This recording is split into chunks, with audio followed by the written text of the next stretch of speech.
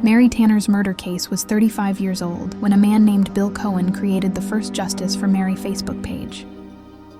It sparked a conversation that quickly raised questions about the investigation and raised awareness once again of the town's tragic loss. Her friends organized events that reunited them around Mary's memory. They gathered for a memorial service in June of 2013, then dedicated a bench in her name that December.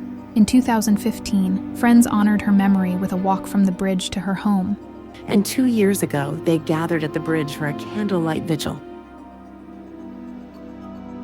The public has learned very little since that Sunday in 1978, when her body was found at Gracie Evans Field.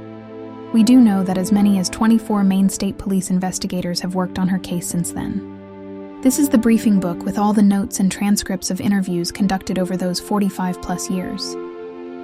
And this is Detective Corporal Michael Chavez, who joined the Unsolved Homicide Unit just over 2 years ago. He has more than 20 years with the state police. He's a member of the agency's underwater dive team, and he teaches a workshop in homicide investigation.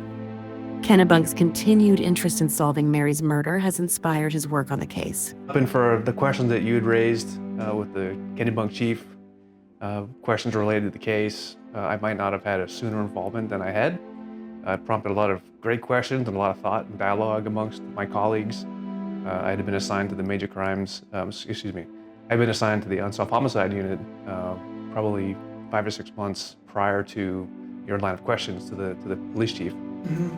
So I hadn't been familiar with the case, and your questions prompted, like I said, a lot of dialogue, and it prompted me to dive into the case to look for some answers, because I had not much of an understanding about the case. I'd never worked it prior to in my experience as a detective, and so it was an interesting endeavor to try and locate the answers to some of your questions, and the passion and the excitement, your enthusiasm, your passion, and your excitement was infectious, especially when I learned that the community at large had still been holding this case within high regards. They still had vigils and memorial celebrations of life, and so it made me take a closer look at this case. There's some cases that we have that don't have that same public interest. Family members and friends have died. The case is long forgotten in the public's eye, and this, knowing that this case was still such a part of the community, drove me to great lengths to